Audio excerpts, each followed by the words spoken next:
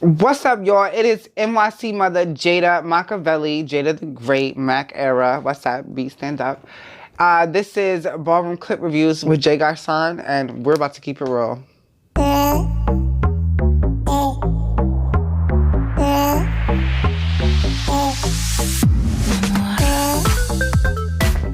So, basically, Jay Garçon, a good friend of mine, has put a collection of random clips together for me to review, so that is what I'm going to do. What I look for in a clip is excitement, originality, uniqueness, but I mean, originality is hard to come by here in these days, can we be honest? And I just, I'm looking for anything that excites me, whether it's a story or a stunt, or even, even a little antic that's funny, that, I can appreciate. I can see the beauty in the smaller things of Vogue, and that makes me appreciate it. So the first clip that we're about to review is Femme Queen Performance, Latex Ball, Tati Mugler versus Malaysia, Ebony. I love Malaysia, like, so bad. Like, I love me some Malaysia. Down. Everybody loves Malaysia. Tati is a good sister of mine. We have battled once, I think. I can't remember. It was fun. I think we had it at House of Vogue, House of Yes. I love this. Like, the latex ball that year looked very fun. Vinny was in the crowd, my favorite butt from Paris. Malaysia was on the floor. It was a welcome. It was, it's always a vibe to see Malaysia back on the floor. And this was, in a time where Tati was, out. She was doing her thing. She was representing for the young girls.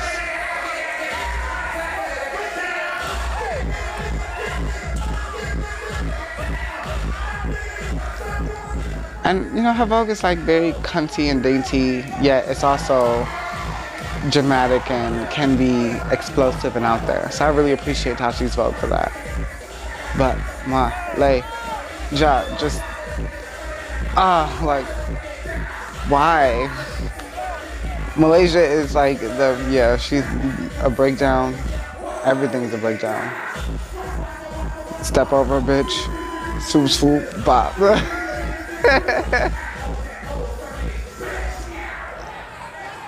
Yo, Melee gave lovely gown. 360s was nice, but but I know in the spirit of Vogue and in the spirit of what's relevant these days, you know what I mean? Of course, Tati stayed, and of course, Tati deserved that battle. But shout out to Melee. Love the bringing it back. Love to see her. You know what I mean? Cool. That was a good. Oh my God! It's the tape on the back of the butt for me. Sister, you could have fixed that, Melee. So, quick review of the battle. That was a very unexpected battle, cause you just never when you think of Malaysia, you think of back in the days. You think of those earlier balls and clubhouse days and Vogue nights, rumbles, and you think of that era.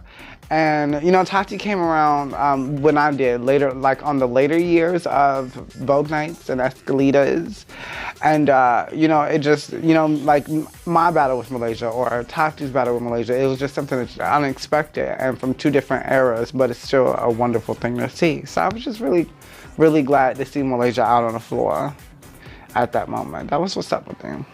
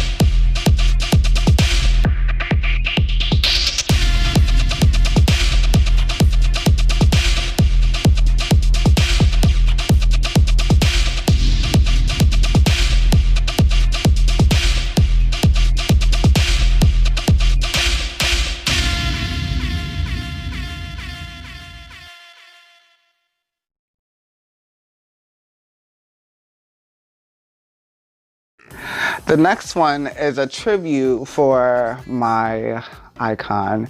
I mean, this is the lady. I believe this lady is me when I look in the mirror and I'm ready to go to a ball. When I go to a ball, I look in the mirror and say, yes, Alloura, bitch, we do it. No. And she just, you know, she just embodies a certain, like, craziness that is something to behold.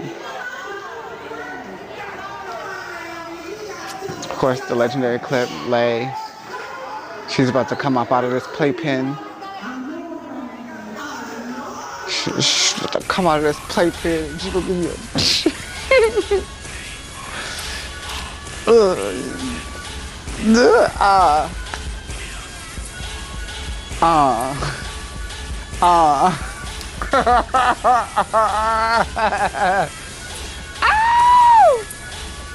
She would emote for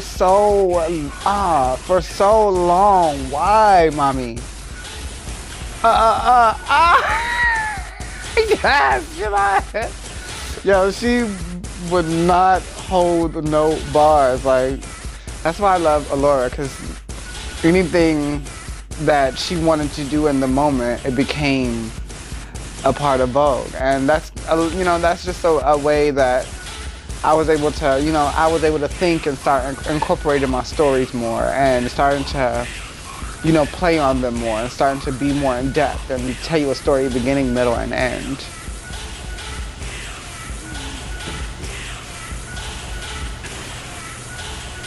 And I think that's the first clip I ever seen of her with when her titties came out and she was the gold top with the jean set.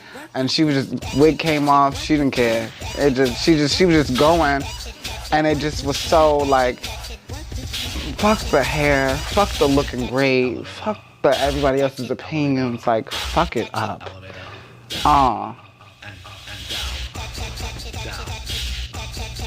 And I be seeing people do this little thing, and people be doing this little move and not even in ballroom anymore, and it's like, yo, that is not something that y'all do in these dances. That's wonderful. I love to see, I love to know that, you know, our influences can reach other places beyond just ballroom. I think that's very beautiful. Right, so this is one of the, like, the iconic clips. It is strange to see this clip only has 82,000 viewers. What century was this in? I guess it was way before. I mean, this is Clubhouse. This is Leiomy versus Alloura. This was just a little moment of them going back and forth. I used to study this because I could see how, like, creative Alloura was, and I could see it, like, becoming, you know, I can see it. Like, I can see that willingness and that readiness to always be doing something different and new in Leiomy in that second. And I was like, go ahead, bitch. Go ahead, bitch. Excuse my language, but yes, mommy. The M skirt underneath the jean skirt. I was having a fucking moment right now. I'm having a moment. I'm sorry.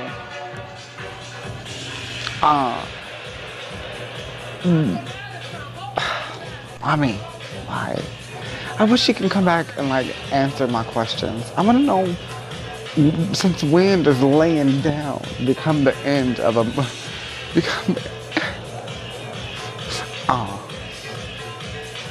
I always want to know what, like, that might have been the first 360. That might have been the first ever recorded 360. We don't know yet. But I always wanted to know how young was Leiomy during these days. That was Clubhouse.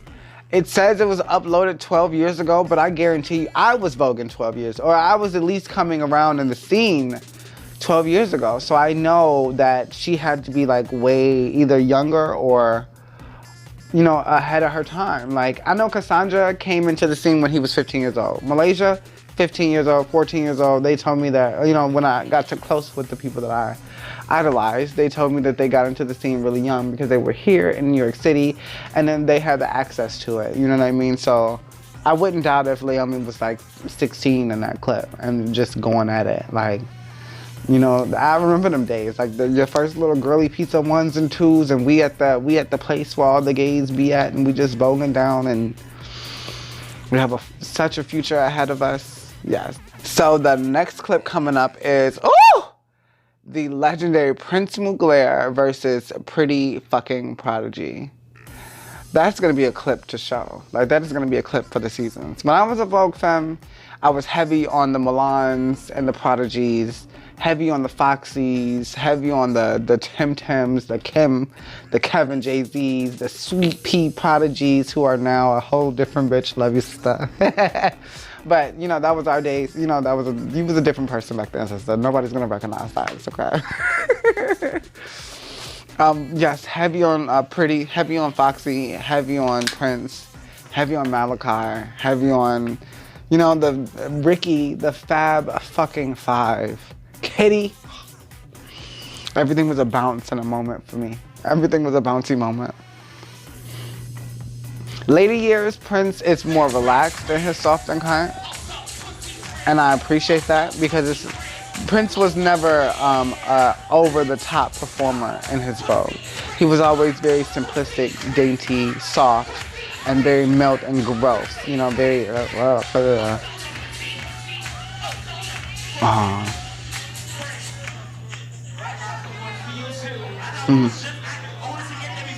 Simple and graceful, beautiful. Every little, just, did you see? That was like 3 seconds and already I'm saying beautiful. Let's go, Prince. Mind you, you was at the performance with me, well, not with me, but you know, I got a chance to hang out with you while we did the block party performance. I miss you. I love you, Prince. You're always one of those, you know, one of those icons that are close to my heart.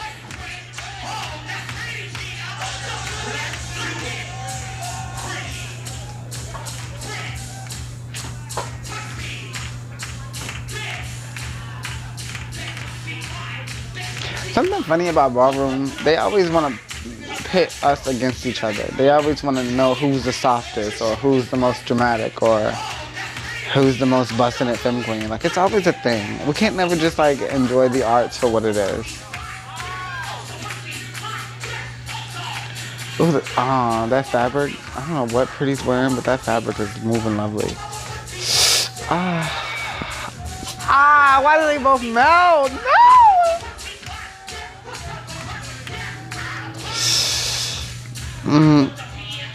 Roll it up. Spread it. Sometimes Prince could be doing absolutely nothing and then slide into a split, and I just want to moan out.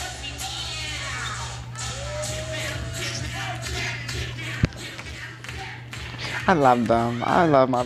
Yo, Pretty, it was actually also another one of the legends and the people that I thought were, you know, like bougie and uppity, and actually showed me that he's a real human. He's very kind. He's very genuine. He's very, you know, loving and supportive. And I love that about him. I love that.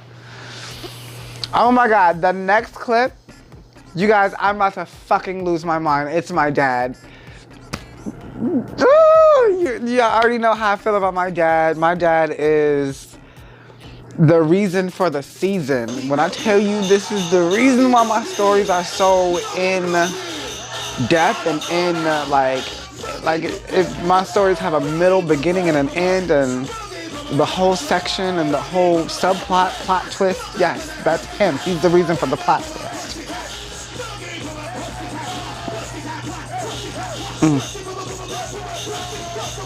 His hands could tell you a million different stories. I miss him.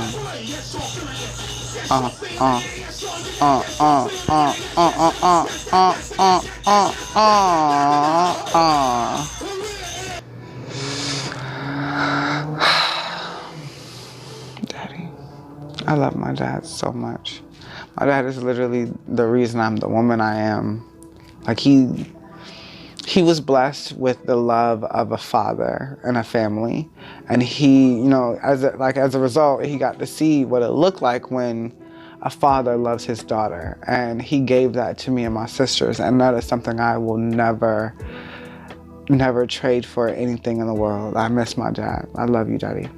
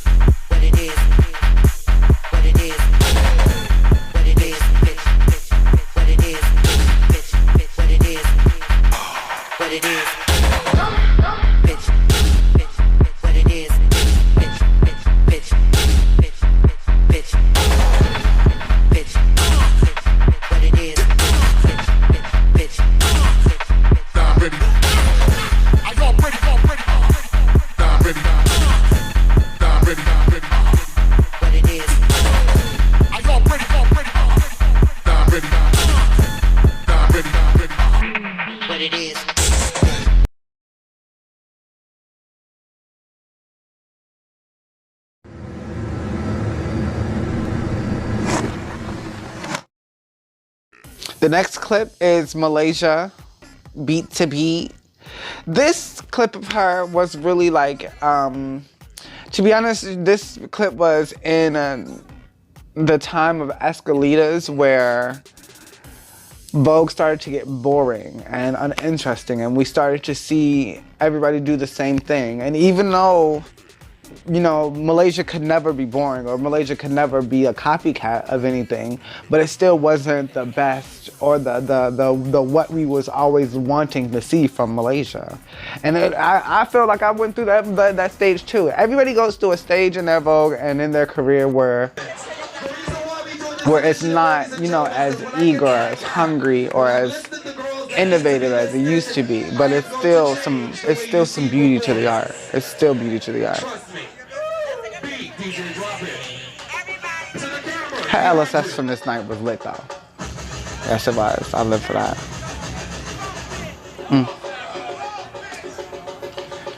That's another thing about Malaysia. For some reason, when she be like doing her hands, first of all, my sister's Bangy cunt, so she loves a bracelet, she loves a bangle, she loves a hoop earring, she loves, you know, accessories, she loves, you know, When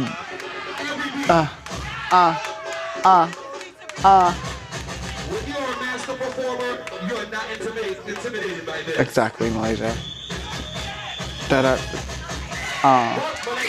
She caught that last crash. We can still see the beauty in the performance, even if we don't have the hunger or the drive anymore, and I love that. But yeah, one thing about Malaysia, she always be doing a give me a 1 and a 2, and like her accessories and stuff just be flying the fuck off. It was this one clip of her, she came out and she was giving me this, and then this bracelets came off, earring flew off, and then the belt broke. And then by the time she got to the front, everything was gone, but she still ate that intro. Like, it was like, yo, it's Malaysia. Like, who else? Like, who the fuck else? Okay, so the next clip is actually of her getting deemed. I was actually at the ball. Like, I was actually at the Heritage Ball upstairs when they called her out for her legendary status, or when they acknowledged her, you know, her moment. They give her her roses, and I literally screamed and I cried, and I was so happy and I was so proud of her, because Malaysia actually helped me through a lot of times in my life. Like, there was a lot of times where, you know, Varsity and I was going through something, and Malaysia was really our only friend, or not only friend, but, you know, Malaysia was just really there for me and there for us. And to see her finally get the recognition that she been deserved. I wasn't okay that she's a femme queen now and they deemed her legendary for drag performance, but that's another problem. But I guess, you know, she earned her status as a legendary drag performer, but to be honest, it was female figure performance for the last decade and a half.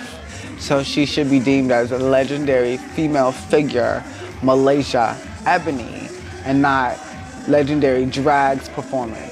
Like, you know what I mean? That's just like, girl, I done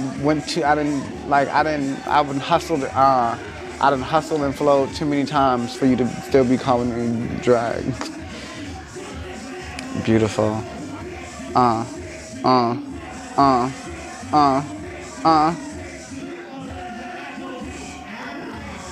Anyway, I love you.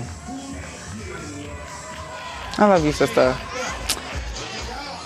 This is my clip, where this is from my battle with Leiomy. I went into this battle fucking ready. I honestly went into this battle ready to like 360 and spin and do all the things that I thought she was gonna give me. And then, like, yeah, I started running into her, and then like started to hit me right there. And then at this point I'm already hit me again. And it's not that she was doing it on purpose, or maybe, I don't know if she was. I just feel like I cannot continue to do anything if you have knocked me and put your hands on me. But you know, my dad was trying to help me out of that, and my dad was trying to help me be more aggressive and be on top and be more, you know, be more the aggressor and not and don't let people touch me, or to have a reason and a response for when bitches touch me. So, you know, battling Leiomy was like a moment in my like escaladas in my Vogue career where I really wanted to be like full throttle, all in. This was a time where I was, you know, freshly into my transition, so I was still able to do and to be as active and proactive as I wanted to be. However, I think a lot of the people, a lot of what was going on that night, and people like in my head, you need to Vogue, you need to 360, you need to do this, you need to do that, and pushing me and like trying to get me to, they were really getting me out of my mind and out of my, you know, my mind space of where I needed to be during that battle. But I don't, you know, I hate when people like have all of these excuses of why the battle didn't go the way it did. I'm just saying that like for my moment to battle the icon, I needed to be like full on point, fully ready, fully hunger, and I wanted to give her my all. And I don't really feel like I got a chance to do that because of all of the other things that were going on in the background and, you know, the running into each other. Would I battle her now?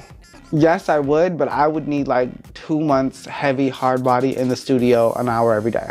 Like, I would need to literally get back into the young bitch shit. Like, I would need to be able to like do another backhand twist, but I want to like put a poly in my pocket while I'm in that twist, and then 360 out of that, so that I can. That's the only way. No.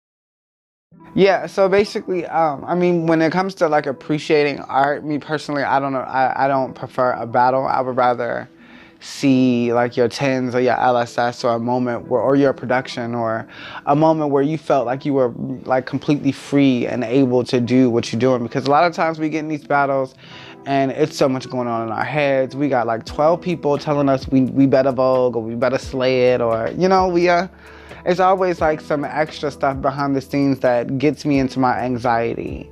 And as y'all know, that is not productive. And that's actually the biggest reason behind a lot of my failures is the anxiety and the pressure from everybody else, from the pressure from wanting to be so great and wanting to be this bitch that people believe I am, and not being able to always fill up that, you know, make it to that expectation of myself. So that's just one thing that I always prefer about, I mean, you know, balls and clips and things like that. So this next clip is me and my husband. Well, this is. So one time, me and this performer had did a tag team, and Grandma Selvin came to us after we won. We were both cons at the time, and she came to us and she was like, "I thought I was looking at Pony and Alloura battle all over again," and I was like honored for her to even say that I remind her of, someone that I idolize. But for us to have relived that moment and to brought a joy to her in that moment, I just felt like that was awesome. So Jada versus Divo, let's get it. And this was that overall princess era of Jada. This was that time where I felt like I had to prove myself as a leader, and I had to prove my worth. And that kind of was, unproductive as well in Ballroom. And then to battling Divo, honest to Jesus, everything in me wanted to be dramatic and, go toe to toe with him. But then in the middle of the battle, something just said, be cunt and be soft. And then that didn't work. So I feel like if I battle my bitch again, if I battle him again, if we have the moment, I'm gonna get in the studio for about a month. And me and my Divo are going to have at it. I call him something different. Oh, okay, so this next clip is Amor West, Layla, Balmain, Ty, Prodigy, and who is the fourth person? Let me see. I think this is a tag team battle. I think this is happening in the Midwest, Detroit, I believe. Is that Jamiyah? Go ahead. Yo, Jamiyah may have an unorthodox Vogue. It may not be perfect synthesis, but it has an art to it, bitch. It has an art to it. It really does. Yes, it does. I love me some Ty. Ty, Ty was a triplet with Varsity and Shy, and they and Ty really, not only has his stunts and his, creativity solidified his status as a twister, especially in this generation, but he has a really good heart and a really good personality, and I just I love him. I want to see him do what the Jamiyah bitch, yes. She was, that's what I be saying about still being young. Jamiyah was in that moment, in that time where bitch, yep, I don't care if I got on this dress, I'm about to 360 and fuck you the fuck up. 360 dress, shortcut, fuck it.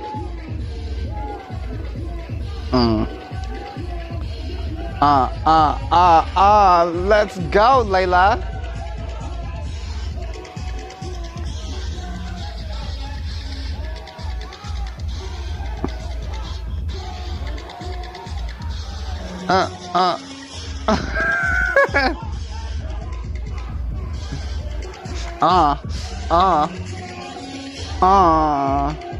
Yes, Gorge. All right, Ty, you could have backed up a little bit. That's one thing I can't stand. Ty will touch a bitch. Oh, is that Amor? That was Amor in the pink dress. I thought that was Jamiyah.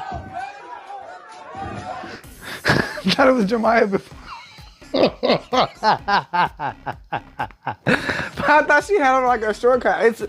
The clip was blurry, so I wasn't really no, seriously, the clip is blurry. I'm not making excuses. This is actually a moment, and she had Amor had that Vogue just now, and it was bitch, yes, bitch.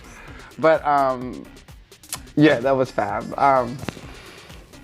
The Midwest, honestly, the Detroit, Chicago, Indianapolis, those areas, they have a very interesting Vogue. Coming down from the Entices and the Skittles and the Alana Chanels and the Angels. They have a very, very unique style of Vogue, a very interesting style of Vogue. It is very dancey, but that is, you know, that's just like Jersey or New York Vogue. That's just like, you know, that's just like a lot of us that actually have a dancey moment. But yeah, that was actually fab. That was actually a cute clip. Oh, and it was 3 months ago. That was actually recent. Okay. I love me some Layla because, you know, she's just like doing it for the like femme queen, like for the okay, I don't want to fuck up my hair or my nails or my dress, but I still want to Vogue. Like she's she's doing that for me right now. So I'm definitely like down and supportive. And she's actually a nice girl. She and I both was nominated for OTY in Atlanta. She won the OTY and I was just like, girl, you know, like, congrats. She was all nervous and stuff. I'm like, girl, relax. It's just an OTY. It's like a Grammy. Don't nobody care. Like, you care in the moment, but like years later, you don't care. This next clip is, this is the tag team for 1500 at the Emerald City Ball this year. Yeah, Pusscee was voguing. Pusscee, I will tell you one thing. I have watched a lot of, you know, Vogue femmes like come up and come, you know, into the scene and make their impact and do their 1-2s. But it's something about like an individual, you know what I mean? It's something about uniqueness and being like that. Like, you know, you have literally never seen no bitch Vogue like Pussy West. What the fuck? Like, it might be like little reminiscence of like what, you know, Vogue used to be, but this is where, you know, this like Pussy, Baby Hurricane, Jayceon, like Angel, Mattel, I think he's the Balmain now, or Mugler, or I don't remember.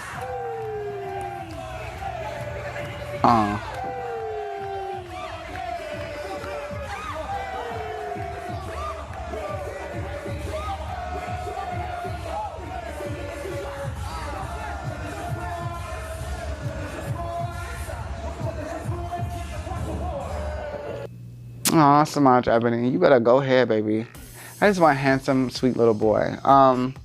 Yeah, Pussy just got one of those like unique Vogue femme Vogues. Like, to me, they're Vogue femme supremes. Like, there was Ricky, there was Prince, there was Tornado, there was Little James, there's Baby Hurricane, now there's Pussy. And I mean Vogue Femme Supreme, like, a Vogue Femme Supreme to me is somebody that just really embodies this generation, but also where Vogue is going to, or where Vogue Femme is going to in the upcoming years. And it's just something, you know, I'm always thinking of like what Vogue is gonna look like in the future and what we're gonna be doing in the future, because I don't know about y'all, but I'm not gonna be cat canoeing at 50, I'm not. Oh, so the next battle we're about to watch is Japan Mugler, Simone Tisci. Yo, I remember these clips though. Simone was doing the motherfucking 1s and 2s though. Like, now Simone gives me a classic femme queen Vogue. She does. Almost like a Katrina or like a Mercedes Ebony, but much mixed with the nuances and dance, because we know dance. But I remember Simone voguing. Simone and I walked my very first major ball ever, which was the Diet Ball 2011, I think. No, my first major ball was ABC Ball 2010. But the first time that I got to like compete against the girls and see how big Ballroom was and be that, that first bitch that Tamaya sat out with the titty flopping on her back. Yeah, that was me. Yeah, that was a fab clip. That was a fab clip. But that was kind of at a time where Barbie was still a little new in her performance, you know what I mean? At that point, this was like 2 years ago, Barbie was still trying to find herself. And, you know, Simone was kind of coming back to Vogue and, you know, kind of, you know, finding fun in it again. So I really, you know, I really loved that moment. It was kind of like a pinnacle moment for both of them. Like, both of them was quickly on the rise. So love to see that, love to see that. But that was a little before Barbie found her flame. I see Barbie kind of like a firebender, kind of like Princess Azula. Very beautiful, very precise, but out there. And very like, you know, very, very cold and ragey and like just sinister and you know, twisted. And I like it. I love that about her. But she's a sweet girl. She's like the sweetest kid I've ever met. She's like, what, 18, 19, 20? One of the sweetest kids I ever met. And people be like shading her and like talking about her and like that whole thing going on with, you know, Jamiyah and them. Not Jamiyah and them and the North Carolina awards. That was bullying. I don't really care what bitches say. That was bullying. Throwing objects, popcorn, and then pushing a bitch out of her dip. That's bullying. I'm sorry. This next clip is Nino Bangy Cunt versus Tony 007. Oh, rest in peace, Tony. Oh my God. For anybody who doesn't know Tony, Tony was also one of those kids from the Dia Balls, 2011, 2010, 2009 that I was, you know, watching from North Carolina, and I was getting familiar with them. And I actually used to have a big crush on him. He passed away not too long ago, and it was kind of sad, because it was very sad, because he was starting to, you know, come back around to Ballroom, and he moved up here to New York City, and yeah. Yes, Nino. Yo, this Nino, this baby, I swear for the littlest person, this bitch can bend his body in any shape, form, or fashion. Nino is like a culmination of like all the fab dramatic Vogue of the last two generations. Like stunts, performance, stories, like plot twist, endurance, creativity. Yes.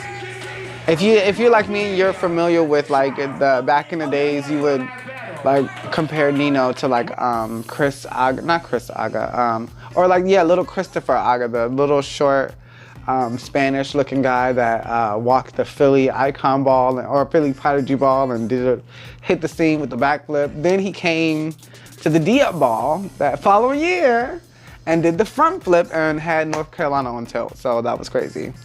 The next clip is Toya Revlon. This is like from like 5 years ago. I love my Toya.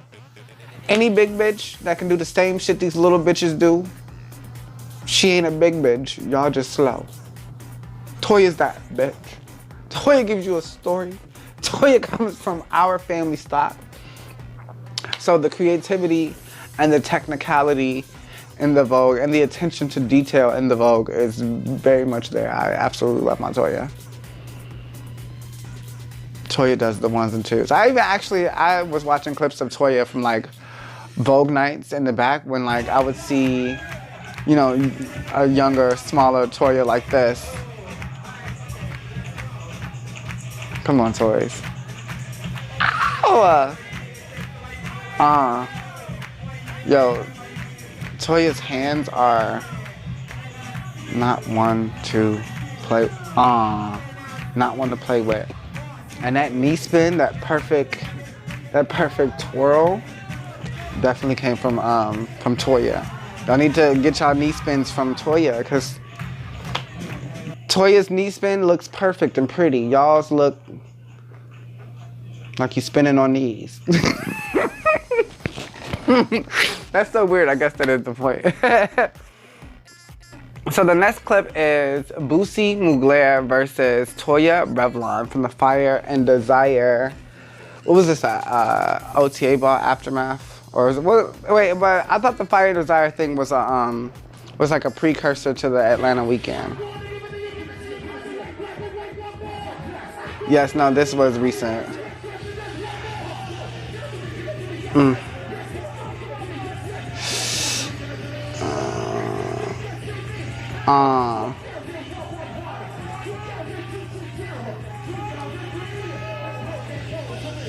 Oh, let's go, Toya.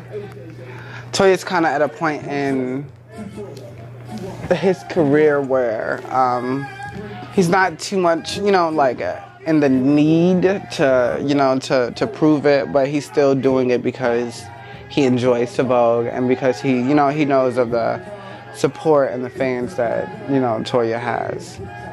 Toya's a phenomenal Voguer though. Like phenomenal.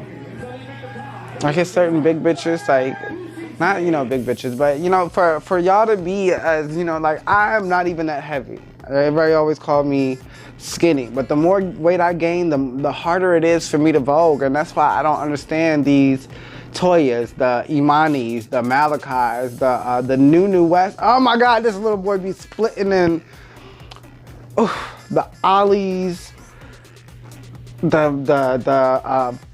fuck, I can't even remember names, but yes, like, it's these big bitches, and they be the most dramatics too. Except for Nala, I love me some Nala Prodigy. Nala will give me dramatics, but then she will be soft, and then it'll be the ones and twos. The original big dramatic bitch, Cookie Chanel. You don't know a big dramatic bitch until you've seen Cookie Chanel. I guarantee you, look it up. There's a clip, classic catwalk from Cookie. I was in the clip as a Vogue femme. Don't pay that no mind. Watch the catwalk. It was fat. So here we are with Toya and Buffy. Oh, that's another one. Buffy, Big Mama the Body, bitch.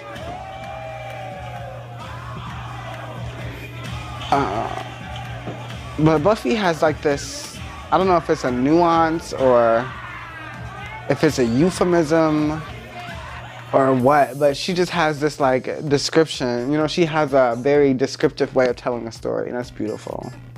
I live for it. I fucking live. Like, it was that time where she had came out and she was in that blue with that silver face mask, and she was just like, yeah, the body here, you know it. And then she walked back and she was like, okay, I'll give you my hands now. Okay, well, that's good. And I was just like, it was the diva. That's what it is. It's the diva in Buffy that I love. It's that attitude. It reminds me a little of, you know, Foxy, or, you know, it just reminds me of Vogue femmes with the attitude, with the love. Oh my God, the next clip is of Varsity, my best friend. Rest in peace, Varsity, I miss you best. Voguing from 7 years ago. This is probably taking at Ty Kwan's house, downtown Charlotte. Yes, it is. I remember because I was there in the bathroom dushing and not paying attention. They were in there having a Vogue session and I had to feed us. So I was dushing.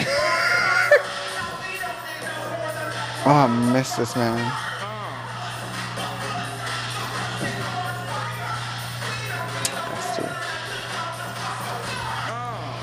Oh, these were the good years of Vogue. These were the good years where nobody knew us. We wasn't famous or anything like that. Even the bitches we hung with, they didn't have shit. We didn't have shit. But we were together. We did everything together. And that was the best part about it. Miss you, bestie. Give me pussy, bitch, give me pussy.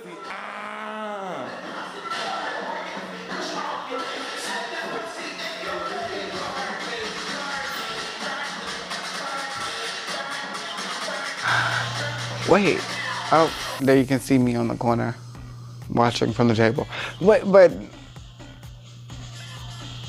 now I miss that tank top. I miss that. I actually, a lot of things that you, like, if you could see us, me and, like, if you noticed what we're wearing back in the days, you would notice that what he was wearing is probably something I wore before and vice versa.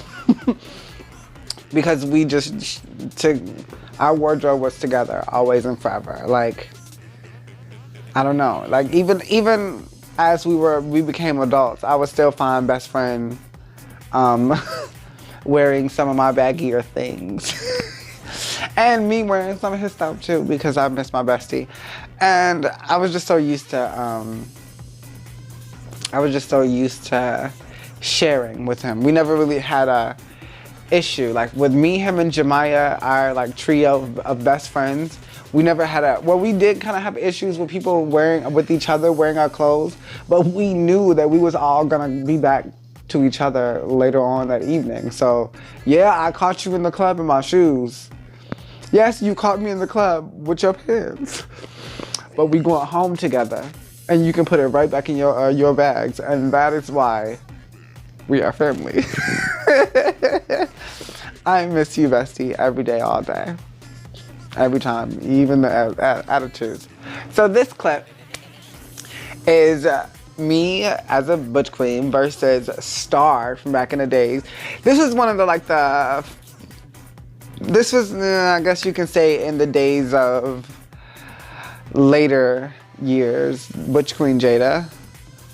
But this is a very boring point in my career as well. Like this was at the point of Ballroom where Vogue was boring as fuck. Like, I mean, like boring. Like everything we done seen before at that point. Like, even me, I look at this and I be like, girl, oh, I'm so glad I'm no longer that person. Such confidence and arrogance against Star for no ass reason. Well, not for no ass reason, but you know, I didn't even realize at that moment how, how like close we would become, Star and I, or how many times, how much time we would spend together, or how close we would become. I never realized that. And there I was being arrogant, talking about my state. Your fucking leggings wouldn't even stay up. Stop being late. Oh my God, I'm bringing back the body chains. Did you see that? I had a body chain on just now. I'm bringing back the body chains. Fuck out of here. Oh my God. So the next clip is another one of me. I guess this is the watch Jada Vogue day. But this is me versus Chloe. The one time I went to Miami and won the category of female figure performance. I think that was a really big moment because my daddy Boogie, he flew me out. He he added to whatever parts of my effect that I did not have. He had the people rent out different sports cars for us to drive for each event. We was at dining rooms, restaurants, tables, we was clothes. Hustler stores for the boots. We went to Benihana's. We went to this club with a chicken spot in the back.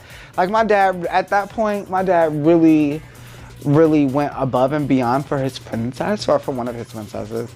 And I absolutely had to, I had to make good on my word. Like my dad, like everything about that moment, was the shining example of the power that my dad and I have.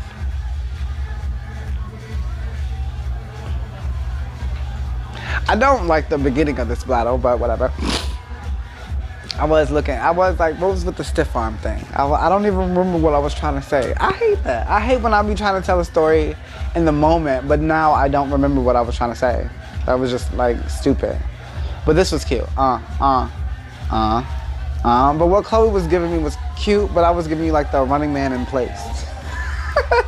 I was giving you that running man in place, so like, yeah. And then I sat, waited, switch, And I really think, honestly, both of us were voguing wondrously at the time. I just think that, due to the hype of the night, the Revlon was on point that night. We were a unit, we were a family. And I mean, honestly, they really downplay bitches in their own state when they come back to their own state. Like, ask me how many times I went back to North Carolina and won something versus how many times I went back to North Carolina and got sat the fuck out. And it's crazy because all the people from our home states be like, oh, you Vogue for us, you representing for us, you doing the thing, you keeping us. And then I go back home for a little bit of love and appreciation. No, I'm joking. That was a wonderful time. That weekend, actually, you know, so funny thing about that that night, I actually shared some of the grand prize money with Chloe and the other girl that I battled, and it wasn't like, you know, I never really do that as like a thing, like, okay, she'll owe me later, or, you know what I mean? I don't ever think of what could come out of my actions later. I just always think of how I would feel coming all the way back down here to lose. You know what I mean? I know I'm gonna wanna walk away with at least $100, at least a little something. And, you know, when I do that, like, it kinda like starts to play back at me. And yeah, basically the very next night, her, Chloe and Naima Ebony, oh my God, I love you. Love you, Naima, love you, Chloe. They won $1,500 the very next night at a Kiki ball. I was on the panel too. And Chloe just came back and she was like, here's $2. And I was like, what is this for? And she was just like, just because, go ahead about your business. And I was just like, that's the fuck right. And I went and took that money and got jabunk. Like, I enjoyed my absolute every moment in Miami, and I can't wait to go back. The strip was like a wonderful experience. Oh, is that all the clips? That's all the clips. So that's all the clips. So I guess, so today we touched on, you know, some of my family, some of the people that inspired me, the Malaysias, the pretties, the princes, of course my prince, freaking Mugler, and of course my dad. I wish we could have seen my favorite clip from my dad. He has this like moment where he was like doing this, and then he like and then he was like going up, and then he came back again and Dude, I was like, yo, Dad, that was the one for me. But yeah, I look back on my, you know, on my, like, what I've done in the scene. I always say that I wasn't, you know, I really wasn't there for like the biggest moments or for the hottest moments of Ballroom. But I think that I've been, you know, steadily climbing the ladder. Definitely. I am getting in the studio, and this year, Mommy Mac era, I'm definitely voguing the fuck down. I'm definitely walking runway, and I'm definitely gonna be hitting realness up because, I mean, why not? No, no, but yeah, like I'm definitely this era. I'm a more evolved and more seasoned me. I have lost everything that I ever wished that I would not lose, and I'm still here and I'm still fighting. I'm still like, you know, I'm still crazy, still nuts, but I got it all together now. So I want to thank Jay Garçon for like asking me out. Like, yo, you're like one of the best. Like, not only do I like get to like showcase myself and I get to share myself with the people, but you know, you and I, we really have like in-depth conversations about our experiences, and knowing that you came from somewhere totally different and then I came from somewhere different, but we have similar stories, and we both have the same empathy for, you know, our people, for our, you know what I mean? We still have the same compassion for our people. I just think that's dope. So I love you, Jay. I love you, Jay Garçon. You're just always awesome. And yeah, that's it. You know, catch me during Fashion Week hosting events, creative designing. Check out Long Live Productions, Long Live Originals on Instagram, because that's where most of my work gets posted. Shout out to us on Apple Music, Jada Bay, Aries. He has an album coming out. I'm so ready for my brother's album. I'm on like 2 or 3 of the songs on the album. And I'm also featuring on another, on Sky's producer album as well. So I have a lot coming up. Please stay tuned. Please support. I love you all. Good night.